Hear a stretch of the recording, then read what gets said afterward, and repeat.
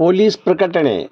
Lakshmesh police ಠಾಣಾ ವ್ಯಾಪ್ತಿಯಲ್ಲಿ ಈ ಹಿಂದೆ ಇದ್ದ ಕೊಂಚಿಗೇರಿ, ನಾಗರಮಡವು, ಬಿಜ್ಜೂರು, ಕೋಗನೂರು, ಗೋವನಕೊಪ್ಪ, ಅಂಕಲಿ, ಬೂದ್ಯಾಳ ಹಾಗೂ ಕೊಕ್ಕರಗುಂದಿ ಗ್ರಾಮಗಳು ಮಾರ್ಚ್ 9ರಿಂದ ಶಿರಹಟ್ಟಿ ಪೊಲೀಸ್ ಠಾಣಾ ವ್ಯಾಪ್ತಿಗೆ ಹಾಗೂ ಶಿರಹಟ್ಟಿ ಪೊಲೀಸ್ ಠಾಣಾ ವ್ಯಾಪ್ತಿಯಲ್ಲಿದ್ದ ಹಳ್ಳಿಗಳಾದ ನೆಲೋಗಲ್ಲ, ಶೆಟ್ಟಿಕೆರೆ, ಯತ್ನಹಳ್ಳಿ, ಮಾಡಹಳ್ಳಿ, ಕುಂದ್ರಳ್ಳಿ, ಯಳವತಿ, ನಾದಿಗಟ್ಟಿ, ವಡ್ರಪಾಳ್ಯ ಮತ್ತು ಕುಂದ್ರಳ್ಳಿ ತಾಂಡಾಗಳು ಇನ್ನು ಮುಂದೆ ಲಕ್ಷ್ಮೇಶ್ವರ ಪೊಲೀಸ್ ಠಾಣಾ ವ್ಯಾಪ್ತಿಗೆ ಸೇರ್ಪಡೆ ಮಾಡಲಾಗಿದೆ.